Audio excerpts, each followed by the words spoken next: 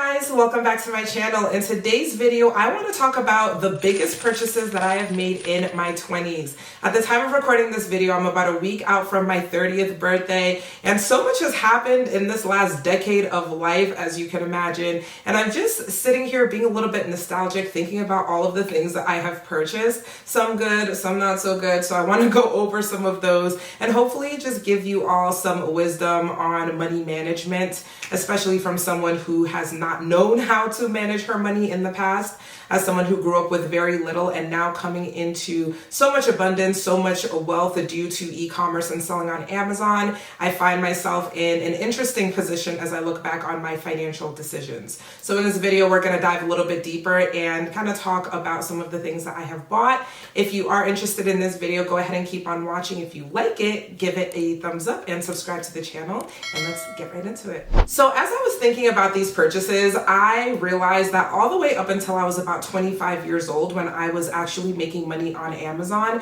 I was relatively conservative with my money simply because I didn't have a lot of it, right? So when I was in college and I was working in my corporate job, I didn't have a lot of extra money to be spending on frivolous things. I wasn't buying designer. I wasn't, taking these lavish vacations unless it was sponsored by my job. And so I really can't think of many huge purchases I made at that time that I can say were super irresponsible. Now, when I turned 25 and when I was selling on Amazon, I was making more money than I'd ever seen in my entire life. Again, coming from someone who grew up with very little and, kind of struggling to survive a bit as a kid, now being able to make $10,000 in a month from an online business was just mind-blowing. So the biggest purchase that I made at 25, and that's again when I had the money to actually spend, was buying my mom a house. Some of you might know from some of the other content on my social media on Instagram and TikTok and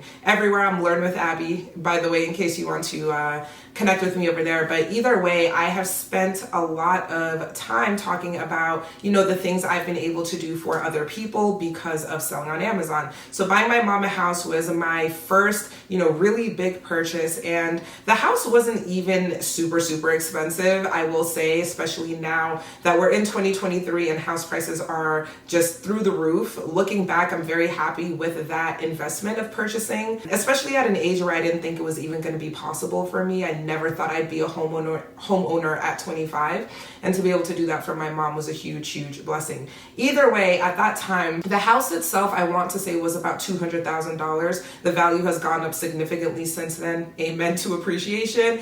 And I want to say 5% down on the house. So I spent, don't judge me, y'all. I'm bad at math. Do not judge me.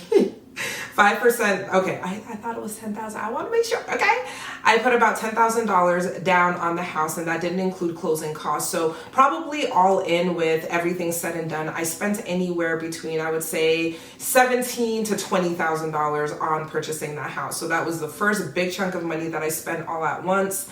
And it was very scary. I will say that I had never seen that much money, let alone be able to spend that much money. So it was very intense as far as the mix of emotions, but I'm very happy that I did it at the time. And my mom still lives in that house to this day. So it's been incredible to kind of see the benefits of homeownership from a younger age. The next big expense I have on my list is clearing out my debt. So when I graduated college, I graduated with about $40,000 worth of student loan debt. Actually, it was $38,000, right around there. And obviously I had high interest rates, and so I was paying off the loans, but the amount that I owed was not going down because of the interest rates. And so I had paid off about $10,000 of my student loans, or I thought I had paid off $10,000, but the number was still the same. And so when I was making all of this money from Amazon, like I said, I was not blowing it on material things in the beginning. We'll get there. I wasn't blowing it on material things. I was more so focused on improving my life and what are the smart decisions I can make now that I'll thank myself for later. So I was looking at my student loans. I'm looking at the numbers on the Navient website. If you guys are familiar, it's a loan processor. In fact, I think they have since been like sold and they go under a different name now or something like that. I don't know, child, because I paid it off, baby. And that's what we're here to talk about, which is paying off my student loans. I paid it all off in pretty much one lump sum. My thought process when I was paying off my student loans is, one, I'm going to drastically decrease my debt and I'm going to feel a lot more relieved. And then also, let me say, at the time, I owed some money to the IRS as well. I don't know if it was just like my first year in business. I didn't really know how to save up the proper amount to pay my taxes, or I think also my taxes were filed incorrectly by the person who did them when I lived in Atlanta. And so I owed all this extra money. I think it was like probably about $10,000 that I owed, and I was super stressed out about it. And so I decided I'm going to clear my debt. Let me pay off the IRS, whatever I owe them, because IRS does not play. I did not want to mess with them. So I paid that off. And then my student loans, which is obviously a much more significant amount of money, is what I focused on next. So really it was like on a whim that I just was looking at my savings account. I see all of this money that I'm making from Amazon. I'm not really spending it. Where can I put this money that is going to be a benefit to me? I didn't know anything about investments, stocks, dividends. I didn't know anything about anything. So I'm like, well, let me just pay off my debt. That probably is a good next move. So I ended up paying a big lump sum, which was about $37,000 and some change, all in one transaction. And actually, I'm gonna go ahead and put up the little TikTok that I made right here so you guys can see what I'm talking about. Watch me pay off my student loans. Here I am on Navient's website, and you can see I have 11 open accounts for a total of $37,000. You'll notice that it says the interest rate is 0%. This is only because we're in national emergency forbearance right now due to the pandemic. So they have paused interest rates and paused payments, but it is coming back in January 2022. So due to that, I really want to go ahead and take care of this. Fun fact, I have paid off $10,000 worth of loans since graduating college 5 years ago. However, because of the interest rates, it still looks as if I've paid off nothing. So after paying $10K, after taking out $36K originally, I still owed $37,000. So I'm so happy that I'm able to go ahead and pay this down, all thanks to my online business of selling products on Amazon. So it's a huge, huge blessing. You will notice one other thing. I'm going to leave my last open account. This is my oldest one.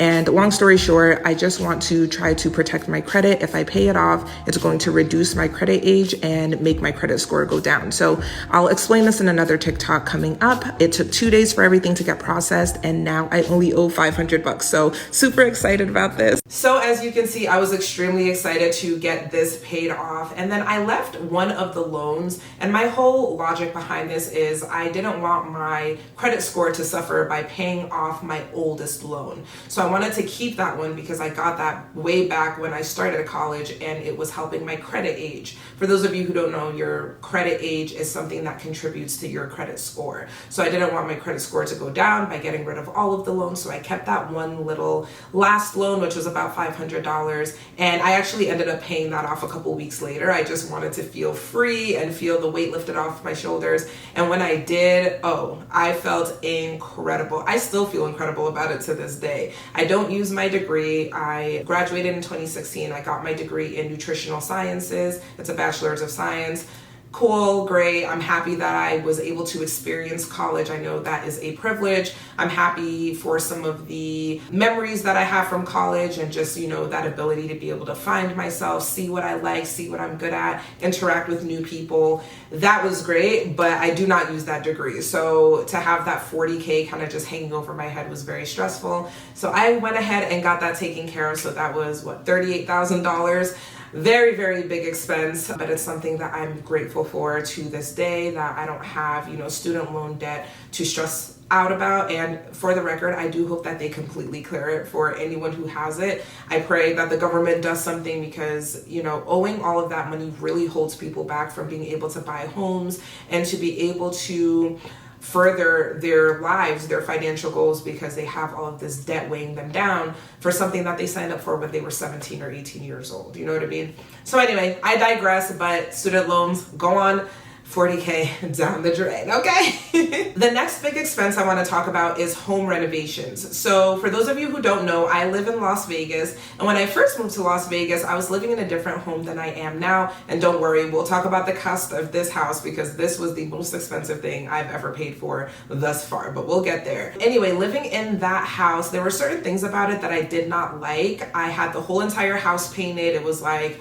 a yellowy desert cream color. If you're from the West Coast in California or even Nevada, or Arizona as well, you know exactly the color I'm talking about. I don't like that look. I feel like it makes a house look a little bit dark and a little bit dingy, at least in this house, or the house that I was living in at the time. So I had the whole entire house painted. That cost about $5,000. But what I really want to talk about was the cost of redoing the kitchen. I'm going to insert some pictures right here so you guys can see what the kitchen looked like before versus what it looked like after. Originally, I had granite countertops, I had brown cabinets, and I wanted a way more modern look. And so I went ahead and hired someone to come and spray paint the cabinets, changed out the hardware, changed out the lighting, and got quartz counters, which were very expensive. So the countertops themselves, I believe, were about $6,000, paid about $2,000 to have it installed, and then spray painting the cabinets all came out to about another $10-ish thousand. And so all of that put together was, I want to say, about $22,000 to $25,000 that was spent on updating the kitchen and renovating it, along with painting the entire house. So that is a lot of money to spend on something that really is confined to one room. But for me, kitchens are very important. I fall in love with a house by the kitchens and the bathrooms. And so I just hated being in there cooking and just feeling like it wasn't what I wanted. So that is why I wanted to update the kitchen, but I definitely paid the price for it. It was very expensive, and that was the next big purchase. By the way, up until this point, all of the purchase that I had made, my mom's house, the student loans, the renovations, these were all things that were to improve my mental health more than anything. This wasn't something that I was doing out of enjoyment. It was more so, this is what is going to help me stress less about, my mom. I want her to be comfortable and taken care of. And, my student loans, now I feel lighter. I feel like I can move forward in my life and not have this debt hanging over me. And then my physical space is also very important. So updating the kitchen was a necessity to me. So that was the next thing I spent a big chunk of money on. Okay, so you all must be thinking, wow, she's so financially responsible. Look at her. She's not wasting her money on dumb things. Well, let me just say, here's the start of me enjoying my money a little bit more. Business was booming with Amazon, and I just decided, you know what? I want to buy myself a car. This was the first time that I ever had purchased a vehicle for myself. I never had one in high school. I didn't have one in college. And when I graduated, I was working for a company that provided me with a company car. So I had never had to purchase my own car and was never in a position to do so. So now I'm thinking, okay, I'm making great money. I want, to feel excited about the car that I'm driving. I want to, really get something that is going to make me happy every time I sit in it to go somewhere. And so I was shopping for all types of luxury vehicles. I looked at Mercedes and Range Rovers and all these different cars. And I'm someone who knows very little about cars. And on a whim, and just like I was passing by the dealership and decided to go to the Porsche dealership. And again, don't know a lot about cars, but car enthusiasts know that, Porsches are kind of a more classic car. It's not something that I ever thought would be a good fit for me. But the second I test drove it, I was like, yep, this is the car that I'm going to get. So after weeks and weeks of car shopping, I test drove it once and went back the next day to sign the papers and purchased my Porsche for $70,000, which was the purchase price. However, I'm gonna be smart. It is a business expense, and so I am able to write off the expense on my taxes because I do use it for business purposes. And so I pay a certain amount every month. I want to say it's $1,400 a month, which might sound a little extreme, but trust me, you guys, it makes perfect sense for my business and for what I do. It does not stretch me thin whatsoever. In fact, I probably could have purchased something a little bit more expensive if I wanted to, but that wasn't my goal. I wasn't trying to spend as much money as possible. I just wanted something that I liked, that was safe for me to drive my son around in, and something that I could use for work. So that was that when it came to that car. Very expensive, and as you can see, that is the most expensive thing up until this point, but don't you worry, we're going to talk about the house that I live in. So that is the most expensive thing, and we'll just segue right into that. So at the end of, or kind of in the fall of 2022, I decided to buy a new house, which is the house that I am currently living in right now. And this is the single most expensive thing that I have ever bought. And, if you're aware of the housing market, things are very, very up and down right now. But one thing that I think we can all agree on is that house prices just keep on going up. They keep on increasing. And I really wanted to invest in a space that I could use for everything. So in my current home, I've got a home office. I've got this kind of recording room. I've got a playroom for my son. He has his own room. I've got a guest room. I've got my own room. I've got a loft. I've got, a beautiful kitchen, a big backyard. So I really was getting everything that I could have ever wanted out of this house.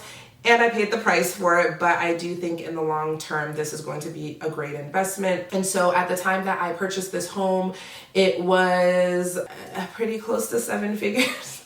And of course, because of the purchase price, I had to get a jumbo loan. If you're not aware, there are different types of loans that you can get. So when you're getting a mortgage, you can get different types of mortgages, different types of loans. Because of how expensive the home is, I had to get a jumbo loan, which requires a higher down payment. Typically it's 20%, but I was able to do 10% of the purchase price.